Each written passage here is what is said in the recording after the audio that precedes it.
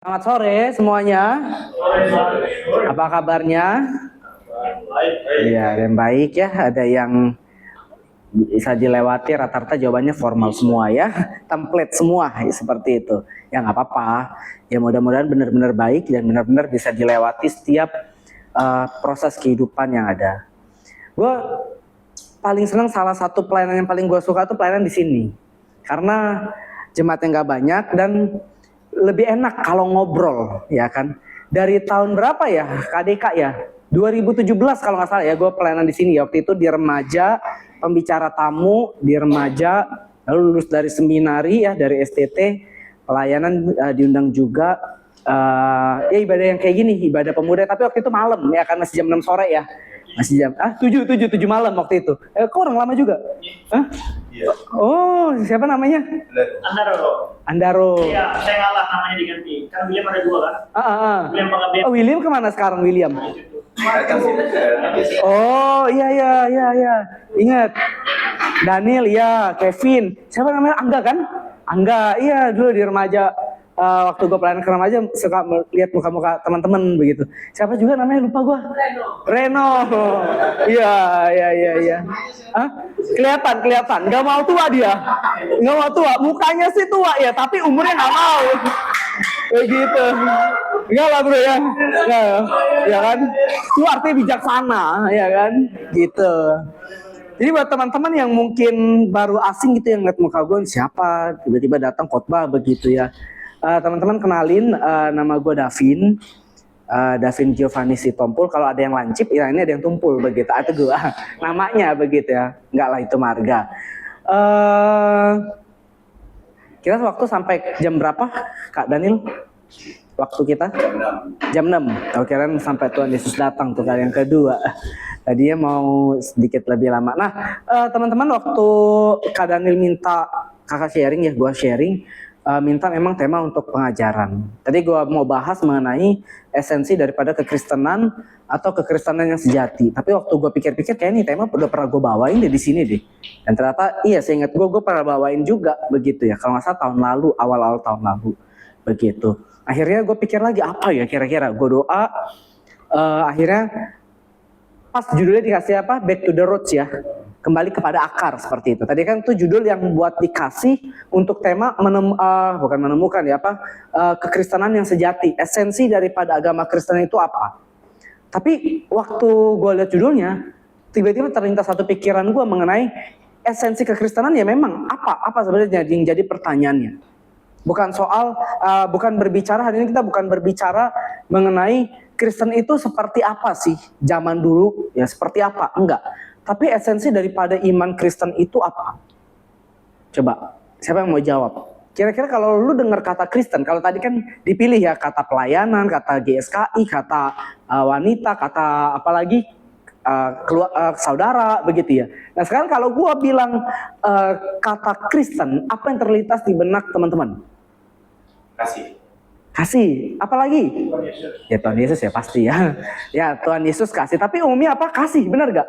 Gue yakin pasti hampir di semua pikiran teman-teman, hampir semua yang ada di sini, waktu gue bilang apa sih yang terlintas dalam pikiran teman-teman waktu dengar kata Kristen, pasti di otak kita nih mayoritas pasti mikirnya kasih, ya kan? Salah satunya Kak Daniel tadi langsung jawab kasih, seperti itu.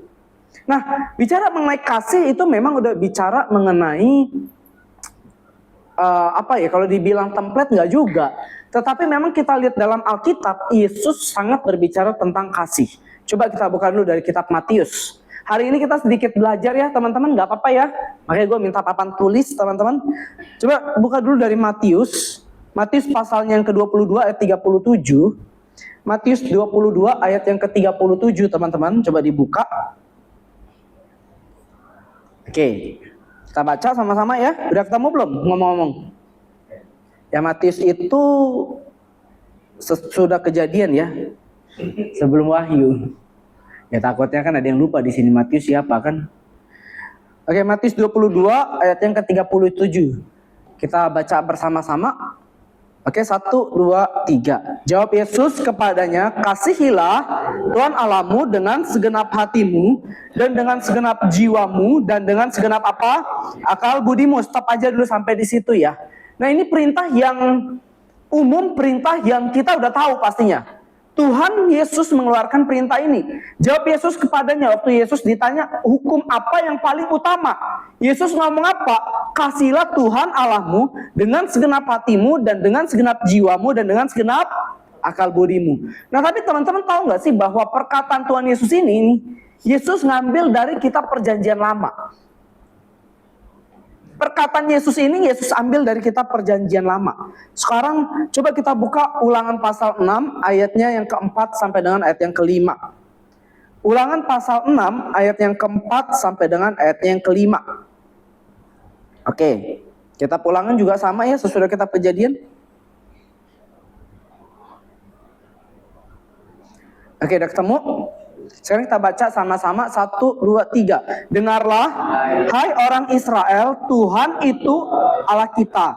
Tuhan itu Esa. Kasihilah Tuhan Allahmu dengan segenap hatimu dan dengan segenap jiwamu dan dengan segenap kekuatanmu. Stop sampai di sini. Mirip ya. Perkataannya apa? Kasihilah Tuhan Allahmu dengan segenap. Artinya bicara mengenai totalitas atau keseluruhan hidup kita untuk mengasihi Tuhan. Itu inti daripada iman Kristen.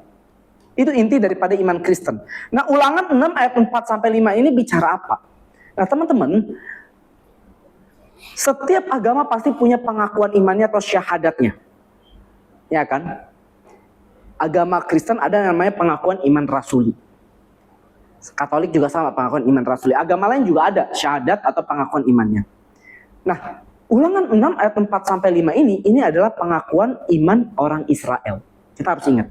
Ya, pengakuan iman orang Israel adalah di Ulangan pasal 6 ayat 4 sampai ayat yang kelima. Dengarlah, hai orang Israel, Tuhan itu Allah kita. Tuhan itu Esa. Kasihilah Tuhan Allahmu dengan segenap hatimu dan dengan segenap jiwamu dan dengan segenap kekuatanmu. Nah, teman-teman, kita harus paham ayat ini muncul di kitab Ulangan ya. Kalau kita lihat di kitab-kitab sebelumnya, dari kitab Kejadian, Keluaran, Imamat, Bilangan, Ulangan nih. Ini kan diyakini 5 kitab ini yang nulis Musa. Begitu ya, diyakini yang nulis Musa. Nah, Kejadian itu bicara apa? Bicara mengenai nenek moyangnya bangsa Israel nih. Adam punya anak, sampai akhirnya ada Abraham. Bapak orang percaya, bapaknya orang Israel. Itu Abraham. Dari Abraham, Ishak, Yakub sampai keturunan Yakub tuh, itu sampai Kejadian pasal terakhir ya. Benar ya? Kisahnya Yusuf. Lalu dari kitab Keluaran, start Keluaran sampai dengan akhir Ulangan, ini bicara apa? Keluarnya Israel dari tanah Mesir menuju apa? Tanah mana coba? Tanah Abang. Tanah Mesir lagi, keluarnya Israel dari tanah Mesir kemana? Mesir balik lagi dia ke Mesir ya. Bisa gitu. Nah, ini tapi benar loh. Orang Israel tuh waktu keluar dari Mesir tuh bebal-bebal. Bilang, kita balik aja ke Mesir. Mungkin Deka salah satu yang berpikir begitu kali ya. Dituntun Tuhan balik aja dulu ya. Yang penting yang enak-enak jadi budak di Mesir gak apa-apa. Yang penting enak-enak di sana. Tapi nggak, kalau Deka takut Tuhan. Kelihatan dari wajahnya. Ya, oke. Menuju tanah mana? Tanah tanah perjanjian, tanah Kanaan, ya kan? Nah, jadi ini kisah yang ada di mana orang Israel udah keluar dari Mesir, mau masuk ke tanah perjanjian. Nah, kita harus paham dulu nih backgroundnya. Kenapa Tuhan kasih perintah ini? Baru kita tarik kepada konteks kita hari ini nih. Ya, akar daripada kekristenan bicara kasih itu apa? Apakah hanya sekedar kamu dijahati orang, kamu mengasihi? Hanya sekedar itu salah satunya. Tapi ada yang paling dalam daripada itu. Nah, ini yang mau kita lihat. Nah, Tuhan dalam kitab Ulangan pasal yang ke-6 ayat yang kedua, Tuhan menjelaskan bahwa ada 3 alasan mengapa Tuhan Allah memberikan pengakuan iman tersebut kepada orang Israel. Nah, yang bersedia volunteer 1 orang boleh baca Ulangan pasal 6 ayat yang kedua. Boleh? 1 orang volunteer. Salah baca juga tidak mempengaruhi keselamatan ya. Ulangan 6 ayat yang kedua. Coba dibaca dulu.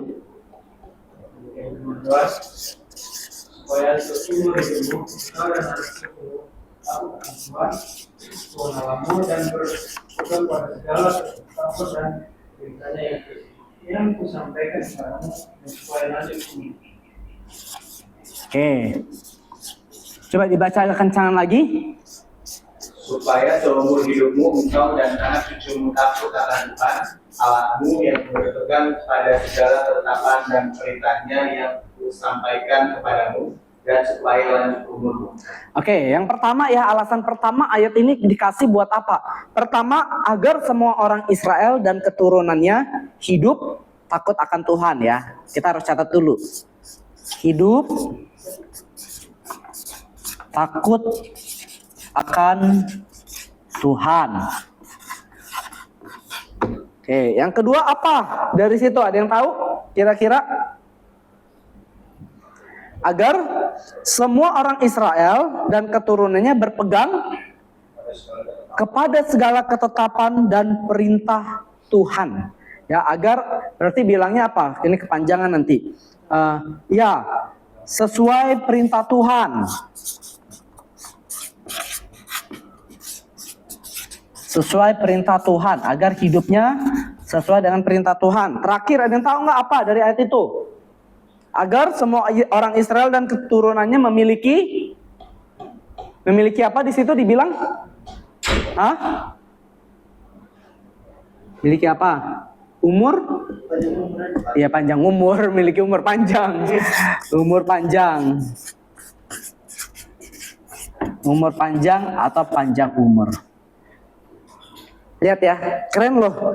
Tuhan itu kasih perintah, kasih aturan, itu pasti dengan tujuan yang baik buat umatnya. Kita harus sepakat.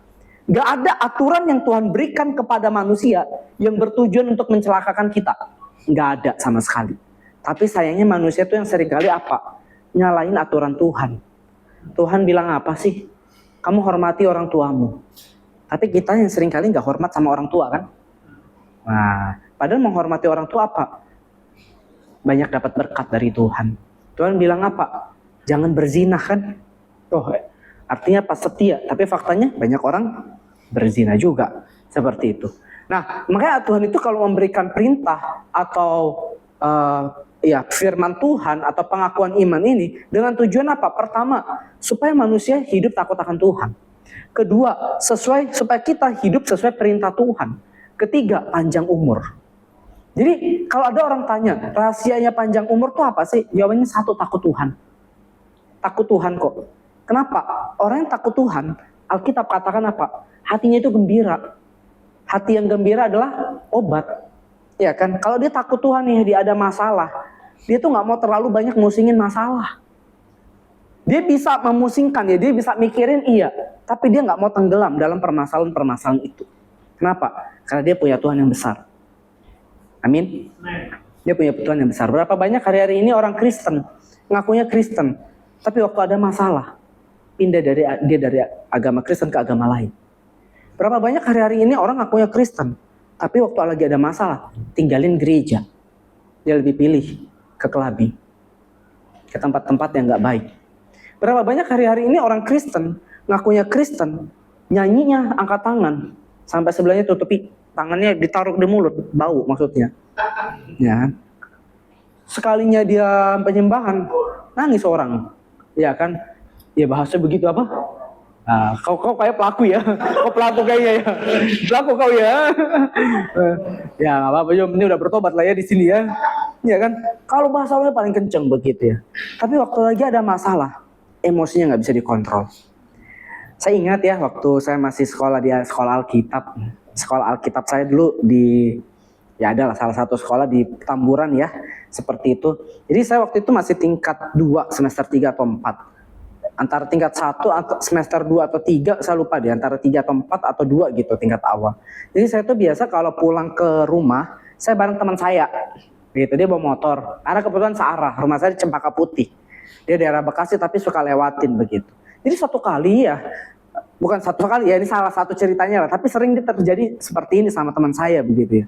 Kita tuh saya punya teman dekat yang biasa pulang bareng, biasa kita doa dulu. Jadi ada ruang doa di seminari. Begitu. Suka masuk ke ruang doa, ya berdoa 1 jam biasanya. Bener loh, dia tuh kalau berdoa bahasa paling kenceng.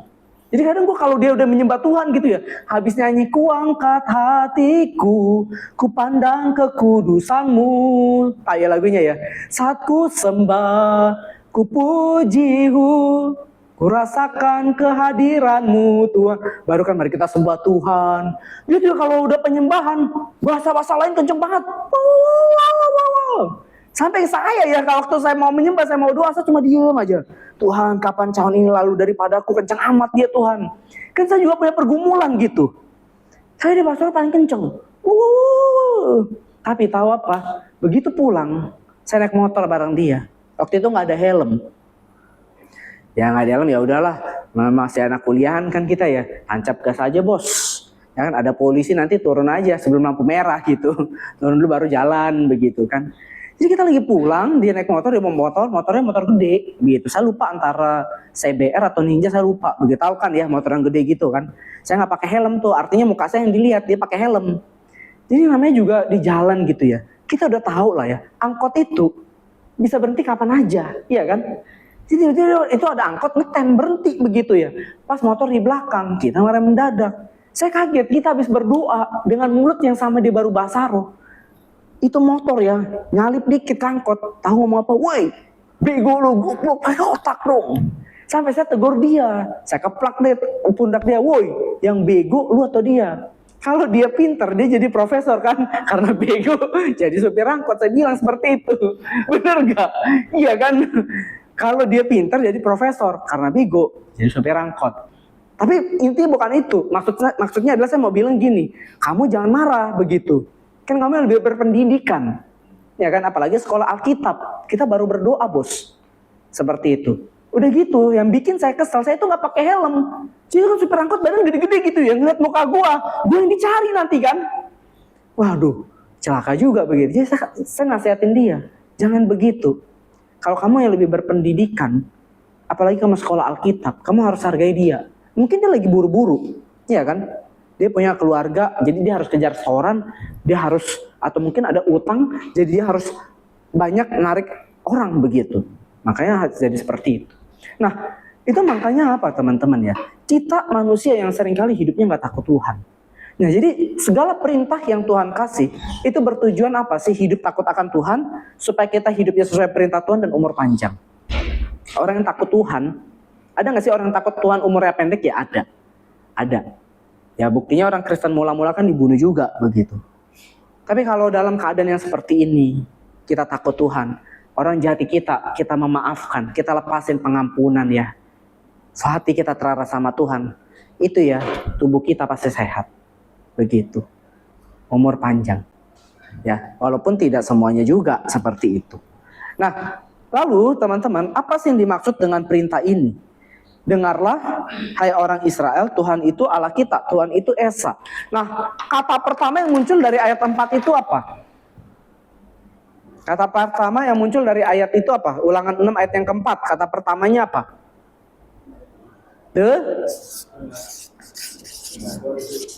Dengarlah, benar ya? Dengarlah. Nah, teman-teman bisa perhatikan ke sini ya, kata dengarlah atau mendengarkan. Ini kan perjanjian lama ditulis pakai bahasa Ibrani ya. Itu ditulis dengan menggunakan kata Shema, teman-teman.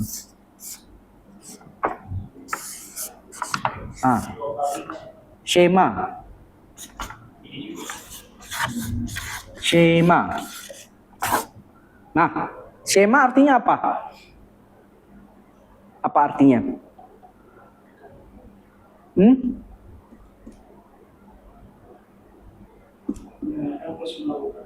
Mendengarkan, kenapa melakukan? Shema itu artinya mendengar. Dengar. Kenapa melakukan? Ya benar sih mendengarkan dan melakukan, tapi kenapa? Karena gini, sebenarnya bagi orang Yahudi tidak ada perbedaan antara mendengar dengan melakukan. Kalau kamu dengar sesuatu, kamu pasti harus melakukannya. Makanya di Alkitab perjanjian lama selalu ditulis apa? Firman Allah berkata. Firman Allah berkata. Benar gak? Demikianlah firman Allah. Artinya apa? Firman Allah berkata berarti kamu dengar. Dan kalau kamu dengar konsekuensinya, kamu melakukannya, kamu taat. Seperti itu. Jadi sebenarnya nggak ada perbedaan antara mendengar dengan ketaatan, itu nggak ada. Itu udah satu paket. Mendengar itu udah pasti taat. Seperti itu. Mendengar itu udah pasti taat. Makanya orang Israel, orang Yahudi itu, mereka tuh di rumah-rumahnya bisa mereka tulis ayat-ayat Alkitab. Bahkan mereka di tempat makan gitu ya, di meja makan, anak sama keluarganya, sama bapak ibunya ya, itu bisa bahasnya Alkitab, kitab suci mereka perjanjian lama maksudnya ya.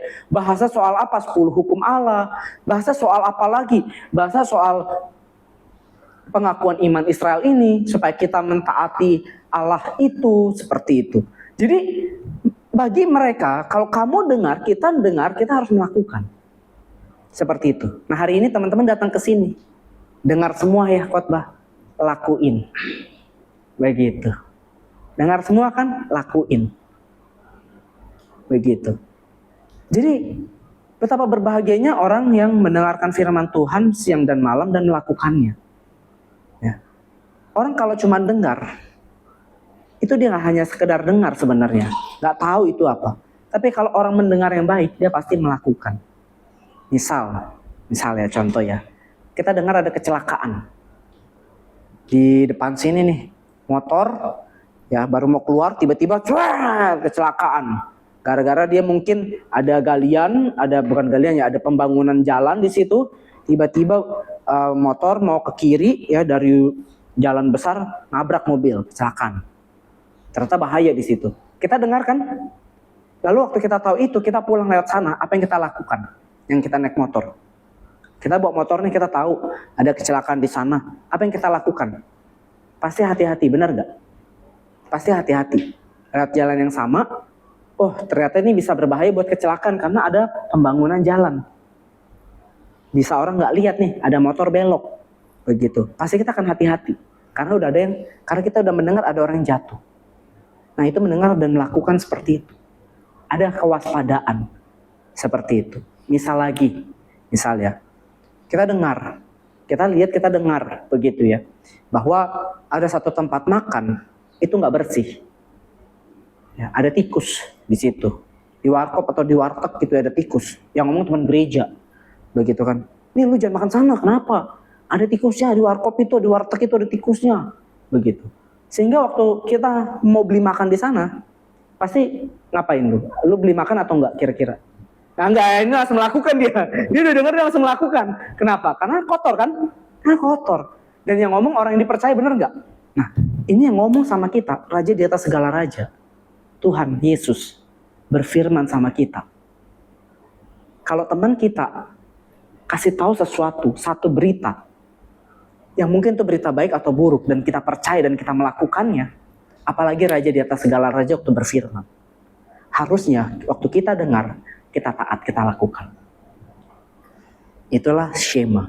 Itulah arti daripada mendengar, teman-teman ya. Jadi mindset kita harus terubah mulai dari sekarang. Mendengar bukan hanya sekadar mendengar tok begitu ya. Tapi dalam mendengar ada tindakan, ada aksi untuk kita melakukan firman Tuhan. Seperti itu. Karena berbahagialah orang yang mendengar dan melakukannya. Dan merenungkan firman itu siang dan malam, teman-teman.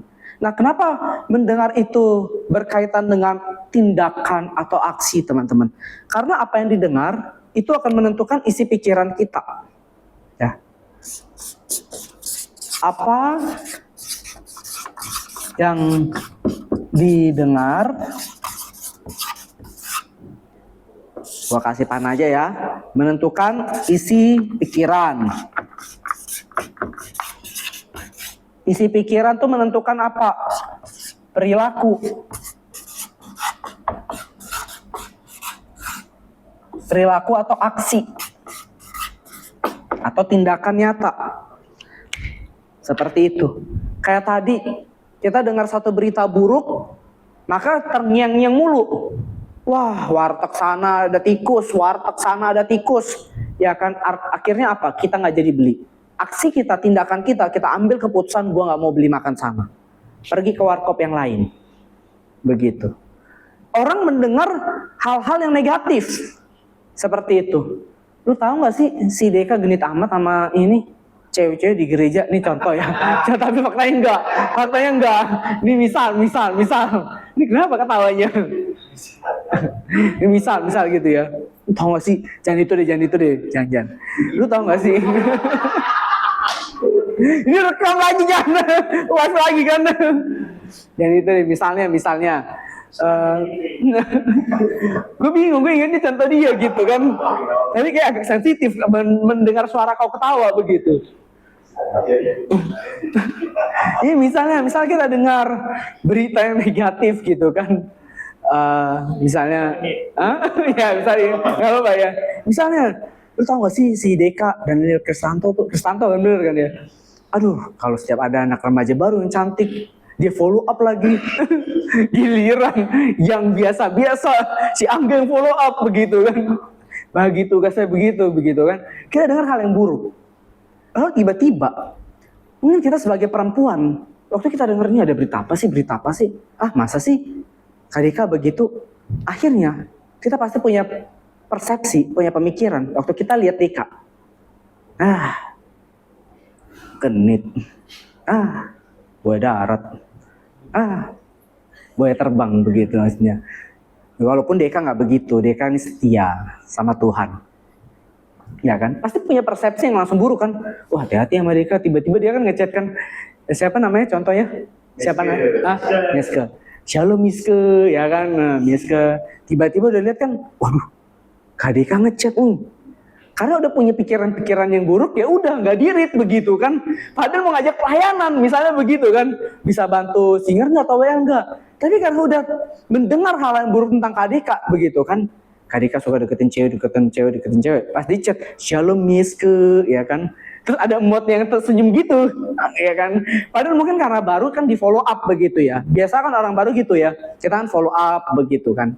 Wah, kalau udah mendengar hal yang buruk, ya udah. Shalom, dibalasnya cuma shalom gitu kan. Abis itu nggak dibalas-balas lagi begitu. Nah itu tindakannya muncul karena apa? Dari yang kita dengar.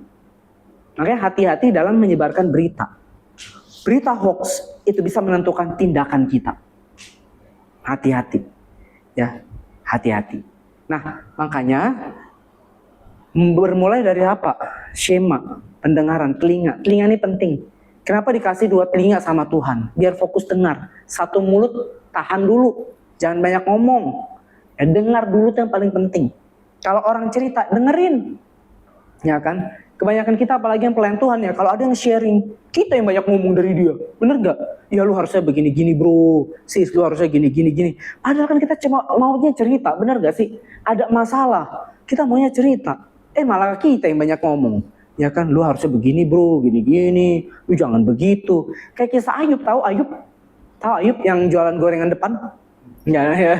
Ayub full timer sini gak ada Ayub ya. Ayub tokoh Alkitab, tahu kan?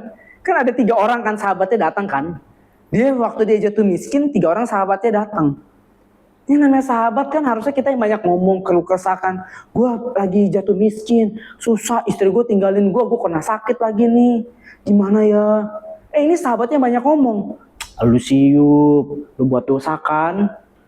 Nah, lu selingkuh nggak kemarin? Hah? Ngechat siapa lu? Misalnya gitu contoh kan. Ayub misalnya.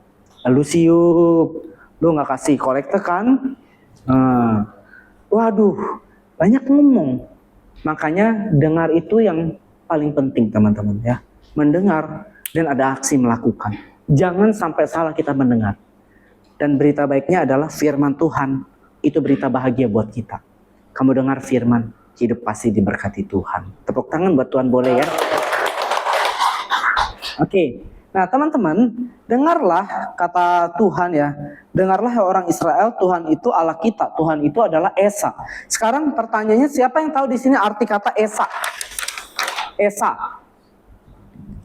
Allah yang Esa. Esa. Ada yang tahu kata Esa artinya apa? Kan agama lain juga sering kan bilang ini Esa. Kan Pancasila juga gitu kan? Ketuhanan yang Maha Esa, benar ya? Esa itu apa? Tunggal. Esa universitas, Esa unggul. Esa tunggal, oke. Nah kata Esa ini berasal dari bahasa Ibrani, itu ekat ya. Ekat. Ekad.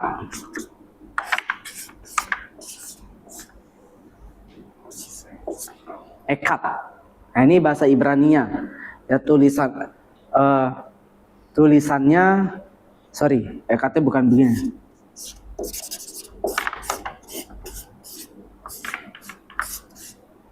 Tulisannya ekad seperti ini. Ekad ini artinya apa sih? Satu-satunya. Satu-satunya. Tapi juga bisa berarti kesatuan.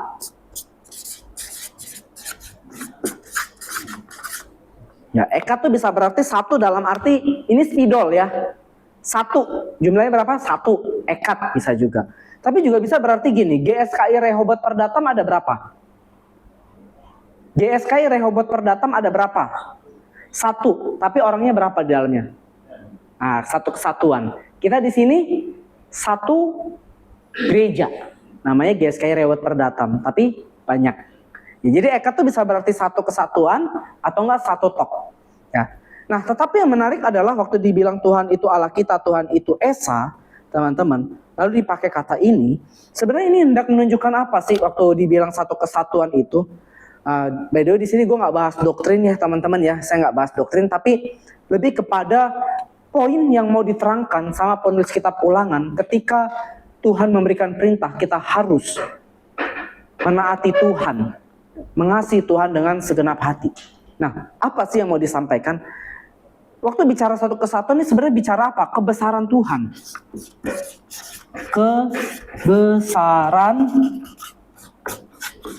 Tuhan. Makanya orang Israel kan dalam bahasa Ibrani ya, kata Allah atau ilah itu dalam bahasa Ibrani El ya, El doang. Tapi orang Israel waktu menyebut Tuhan Allah itu Elohim. Ya, ada imnya, benar ya? Im itu sebenarnya bentuk plural, jamak. Jadi kayak kesannya Allah-Allah, bukan. Ini bicara apa sih? Menunjukkan kebesaran. Satu-satunya yang besar. Begitu, yang tiada bandingannya.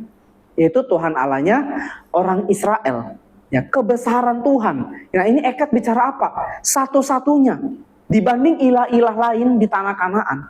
Inilah yang benar. Tuhan Allahnya orang Israel. Seperti satu-satunya yang maha besar. Seperti itu. Jadi waktu dibilang Elohim ya itu menunjukkan satu yang besar. Satu pengagungan bagi orang Israel. Nah artinya apa teman-teman? Artinya sebenarnya pesan yang mau disampaikan waktu dibilang dengarlah Tuhan Allah kita, Tuhan itu Esa. Artinya apa? Kamu jangan nyembah berhala. Itu poin pentingnya. Ya, jangan menyembah berhala. Nah, ini penting. Berhala. Pertanyaannya berhala itu apa? Sesuatu yang mengikat. Sesuatu yang disembah pastikan, yang diyakini ini sebagai Tuhan. Begitu, yang diyakini ini sebagai satu pribadi yang bisa menyelamatkan kita. Begitu kan? Artinya berhala itu adalah sesuatu yang kita percaya, sesuatu yang kita anggap penting, lebih daripada apapun juga, termasuk Tuhan. Kenapa orang Israel buat patung? Waktu Musa pergi ke atas gunung Sinai ketemu Tuhan, Musa lama turun, orang Israel bilang kayaknya Musa udah mati kali ya. Lalu mereka buat patung lembu emas. Kenapa? Karena mereka butuh Tuhan yang menyelamatkan mereka. Ya, makanya mereka buat patung lembu emas. Ini wujudnya Tuhan kita bagi orang Israel pada waktu itu. Tapi bukan itu, Tuhan tidak bisa diidentifikasikan dengan patung. Nggak bisa begitu. Patung benda mati, bos. Tuhan itu pribadi yang hidup. Jangan ada berhala. Nah, dalam hidup kita hari ini ya, apa yang kau anggap penting lebih daripada Tuhan itu berhala kita.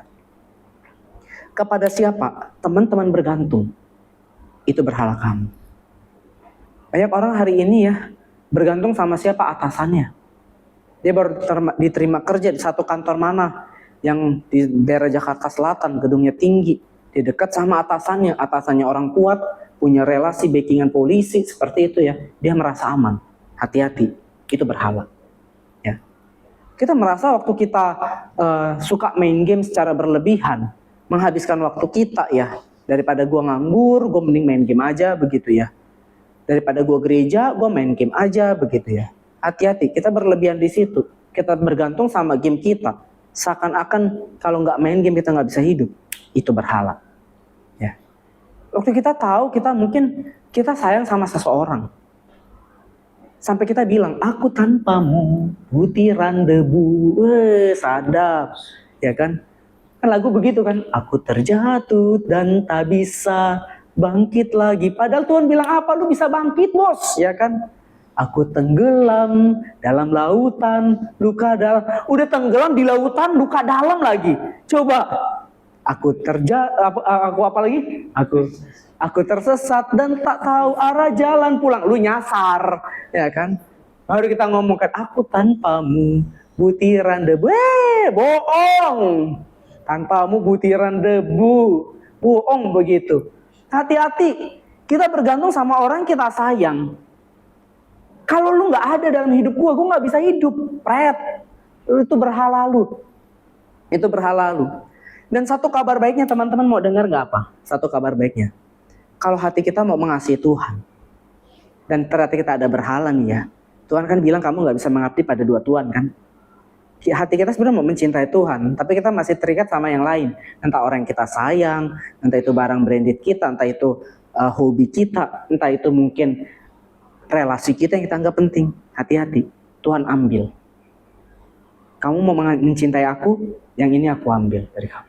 Sama kayak Tuhan sama bangsa Israel. Musa turun, ada patung lembu emas. Tuhan ambil patung lembu emas itu. Caranya gimana? Musa lempar 2 loh batu ke patung itu, hancur. Tuhan mau bilang, kamu gak bisa mengabdi sama dua Tuhan. Kamu pilih aku atau dia. Seperti itu. Nah hari ini teman-teman ya, kita udah diingatkan Tuhan. Bahwa waktu Tuhan bilang, dengarlah hai orang Israel. Dan Tuhan Yesus katakan pada kita, kasihlah Tuhan Allahmu. Sebenarnya bentuk kasih yang tertinggi itu adalah apa? Mengutamakan Tuhan dalam kehidupan kita. The only and one, satu-satunya Tuhan kita. Nah siapa? Alkitab katakan dalam perjanjian baru bahwa Kristus Yesus adalah gambar Allah yang tak kelihatan. Itu Paulus yang katakan. Artinya apa? Satu-satunya yang utama dalam hidup kita harusnya apa? Kristus. Makanya Paulus bilang apa? Bukan aku lagi yang hidup, tapi Yesus Kristus yang hidup dalam aku. Mengutamakan Tuhan Yesus dalam hidup kita itu gak gampang teman-teman. Gak gampang. Tapi gue ajak kita coba mereview kembali kepada sebelum ada agama Kristen. Waktu Yesus hadir, Yesus panggil Simon Petrus, Andreas, dan murid-murid yang pertama. Simon Petrus lagi menjala ikan. Orang miskin, orang susah. Ya, tiba-tiba Yesus datang. Mari ikutlah aku, dan kamu akan jadi penjala manusia. Itu kalau kita jadi Petrus, kita akan mikir, gila lu. Penjala manusia, gue aja jala ikan aja miskin, hidup gue lu mau jala manusia, jual organ tubuh, begitu kan? Tapi Alkitab ngomong apa? Petrus nggak banyak berpikir, dia nggak pikir panjang, dia tinggalkan jalanya, dia tinggalkan pekerjaannya. Yang notabene ingat ya, ini nelayannya orang miskin. Waktu itu pajak itu dipungut 4 kali lipat loh. Jadi benar-benar orang Israel tuh kesusahan, susah, miskin banget, begitu. Apalagi nelayan. Dia punya istri Petrus. Alkitab katakan ibu mertuanya sakit, dia punya istri. Kamu bayangkan, dia tinggalkan pekerjaannya. Udah pekerjaannya susah, mungkin pendapatannya sebulan 3 juta kali hari ini ya. Ngidupin istri sama mertuanya. Dia tinggalin. Dia ikut Yesus. Bahkan sampai di akhir perjalanan Yesus, waktu Yesus ketangkap. Apa yang Petrus lakukan? Petrus tuh punya hati loh mencintai Yesus. Sampai dia ngikutin kan Yesus tuh dibawa kemana. Dia ngikutin sebenarnya, dia lihat dari luar. Dia punya hati. Tapi satu sisi di hati dia mengasihi Tuhan. Satu sisi ada berhala dalam hidup dia. Apa? Dirinya sendiri, nyawanya sendiri. Dia takut mati. Makanya waktu dia lagi melihat Yesus dari jauh, Yesus lagi dihukum, ada orang bilang, lu kayak bareng dia bos. Iya kan? Petrus ngomong apa? Salah lu bos, salah. Gue gak bareng dia, gue gak kenal dia. Akhirnya Petrus apa? Pergi ke tempat orang berkerumun, ya, ada api di situ ya. Karena cuaca dingin dia duduk di situ. Itu yang pertama Petrus menghujat Yesus, menyangkal Yesus. Bukan menghujat, menyangkal Yesus. Lalu waktu Petrus duduk ngobrol kiri kanan lagi pada ngobrol, orang nanya lagi, gue kenal muka lu bos, nggak asing. Lu sama Yesus kan, itu yang ditangkap kan. Petrus takut lagi. Kagak, gue gak kenal dia. Siapa dia? Gue gak kenal. Gue di sini cuma mau duduk. Ini pakai bahasa saya ya. Gue di sini mau duduk, pengen lihat itu orang dihukum kenapa. Sampai akhirnya orang ketiga, lihat Yesus, lihat Petrus. Enggak, ini orang, lu udah bareng Yesus nih. Gue tahu lu ikut dia segala macam. Alkitab katakan apa dalam salah satu kitab Injil? Petrus bersumpah, sumpah gue gak kenal dia. Ingat, bagi orang Israel waktu mengucapkan sumpah, itu dosa yang besar. Karena bagi orang Israel kamu dilarang untuk bersumpah demi apapun. Petrus bersumpah, gue gak kenal dia. Tapi tahu apa? Waktu Petrus mengucapkan itu, ayam berkokok. Ya, ayam berkokok. Waduh, Petrus dengar itu, hancur hati dia, nangis. Karena apa? Yesus sudah kasih tahu, sebelum ayam berkokok, kamu udah menyangkal aku 3 kali. Pergi dia keluar, dia nangis. Kenapa? Dia ingat kisahnya dia sama Yesus. 3,5 tahun Yesus bareng Petrus. Makan bareng, tidur bareng, susah bareng bos. Ya, tapi ternyata Petrus mengkhianati Yesus. Padahal Petrus bilang apa? Aku tidak akan mengkhianati kamu Tuhan pada waktu perjamuan malam terakhir. Sekalipun yang semuanya pergi, gue tetap di sini. Kita tuh sama Tuhan tuh begitu teman-teman ya. Wah, hati kita tuh menggebu-gebu. Hati kita mencintai Tuhan. Emosi kita luar biasa mengasihi Tuhan. Benar gak? Iya kan? Kita doa, kita janji Tuhan, sekalipun langit dan bumi berlalu, gue akan tetap sama lu. Tuhan, sekalipun siapapun meninggalkan aku, akan tetap sama engkau. Tapi sebenarnya satu sisi teman-teman, kita masih ada berhala dalam hidup kita yang belum kita lepaskan. Entah itu diri kita sendiri, kesenangan kita sendiri, atau entah itu mungkin apa. Barang branded kita, orang yang kita sayang atau apapun. Dan ingat berita baiknya, Tuhan mau kamu melepaskannya. Dan Tuhan akan tuntun itu. Supaya apa? Kasih aku dengan segenap-segenapnya. Kamu mengasihi aku dengan segenap hidupmu. Yesus Kristus katakan ya, ajarkan dalam firman Tuhan. Kamu juga pasti akan mengasihi sesamamu. Gak mungkin kalau kita gak mengasihi Tuhan, kita gak mengasihi papa mama kita. Gak mungkin. Ya. Makanya hari ini teman-teman, poin yang mau disampaikan dari ayat ini apa? Tinggalkan menjadi berhala dalam hidup kita. Tinggalkan, lepaskan. Arahkan hati kepada Tuhan. Supaya apa? Supaya hidup kita aman dalam tangan Tuhan. Karena kalau orang udah kasih hidupnya buat Tuhan ya, gak ada yang dia takuti tuh apapun di dunia ini. Kematian pun enggak. Waktu Petrus kasih hidupnya buat Tuhan, sampai akhir hidupnya tuh, menurut catatan sejarah gereja ya, Petrus mau dibunuh. Tadinya murid-muridnya suruh dia kabur dari Roma. Dia ketemu Yesus di jalan. Jadi waktu itu Petrus sudah umur 64 tahun. Ya 64 diyakini waktu itu, 64 atau 65. Petrus mau dibunuh, murid-muridnya suruh dia pergi keluar Roma. Dia udah di kota Roma. Ya, Petrus lagi jalan, pergi keluar, ketemu Yesus nongol. Tuhan, ngapain lu? Nah, tiba-tiba tuh Petrus nanya, Tuhan, mau kemana? Yesus bilang, aku mau kembali ke sana. Aku mau disalibkan 2 kali. Dalam bahasa Latin ya, Petrus tuh nanya gini, quo vadis? Quo vadis, kamu mau kemana Tuhan? Jadi kalau ada dengar kata quo vadis, itu artinya apa? Kamu mau kemana? Tapi Yesus bilang apa? Aku mau ke sana, mau disalibkan untuk kali yang kedua. Wah, waktu Petrus tahu itu, Petrus dengar itu, hatinya hancur. Udah Tuhan jangan, aku udah tahu, itu udah bagian aku. Petrus balik lagi. Dia balik sampai tentara Romawi, dia disalibkan. Dan sebelum dia mati, dia bilang seperti ini. Oke, kamu salibkan saya. Tapi tolong, ini permintaan saya, salibkan saya terbalik. Sebab apa? Sebab kenapa? Saya terlalu hina disamakan dengan Tuhan Yesus. Dia mati disalib terbalik. Tapi bayangkan teman-teman ya, waktu gue mikir cerita itu, gue bayangin, mungkin Petrus mati ya dengan disalib terbalik mati. Waktu rohnya terlepas dari tubuhnya, dia ketemu Yesus di samping dia. Petrus, kamu setia sama saya, kamu setia. Wah, gue gak habis pikir waktu dia ketemu gitu ya, rohnya udah keluar, ketemu mungkin Petrus nangis kali. Aduh Tuhan, gue minta maaf, selama ini gue udah salah. Ya gue gak bisa setia, tapi hari ini dia buktikan dia kesetiaannya. Nah itulah kita sama Tuhan teman-teman ya. Hati bisa mencintai Tuhan, tapi mungkin pasti ada bagian dalam diri kita terikat dengan dosa, terikat dengan apapun. Nah Tuhan mau kita bereskan hari ini. Ya, amin. Amin buat firman Tuhan ya. Oke ya, boleh tepuk tangan buat Tuhan. Nah teman-teman, boleh mau tanya jawab? Boleh, singkat aja. Jadi teman-teman ada yang mau bertanya? Ada, singkat aja nggak apa-apa, 1 atau 2 pertanyaan ya. Aku mau tanya sih sebenarnya. Oh boleh, boleh. Ya. Boleh. Ini soal yang Ayub tadi ya. Kan Ayub kan sebelumnya bahas tentang kedekatan berarti. Ya. Tapi aku miss jadi pada momen dimana teman-temannya ngasih tahu. By the way, gue sambil minum ya, haus. Ya. lanjut. Teman-temannya kasih tahu si Ayub supaya ya ngapain sih lu percaya Tuhan, masih percaya gitu, jadi nggak ada seperti ini gitu. Tapi kenapa Ayub tetap percaya Tuhan gitu? Padahal kan dia udah apa namanya tadi udah didengerin gitu, Shema gitu. Sudah mendengarkan teman-teman. Tapi kenapa dia memilih? Oke. Teman-temannya Ayub itu kalau kita baca sebenarnya lebih banyak menghakimi. Itu penghakiman. Memang terkesannya kayak rohani ya. Kayak rohani, tapi enggak. Itu menghakimi. Makanya di pasal yang keberapa Tuhan itu datang lewat suara. Begitu ya. Lewat badai atau lewat suara, gue lupa. Tuhan kasih tahu. Ayub pun sebenarnya sempat berkeluh kesah juga. Dia hampir nggak tahu ya, mengutuk atau hampir mengutuk, gue lupa deh, mengutuk hari lahirnya kan. Kenapa gue dilahirin Tuhan? Kenapa lu lahirin gue kalau nasib gue begini? Tapi yang menarik adalah waktu Ayub berjumpa Tuhan, baru Ayub bisa tahu, oh iya ya benar juga ya. Selama ini gue tahu lu dari teori nih. Sekarang gue baru tahu Tuhan mau yang terbaik buat aku seperti ini. Begitu. Jadi memang begini, orang itu kalau belum ketemu Tuhan ya dalam doanya atau dalam pergumulan hidup ya dia benar-benar bergumul sama Tuhan, pikiran dia pasti akan kalang kabut kemana-mana. Makanya ingat Mazmur 73 enggak?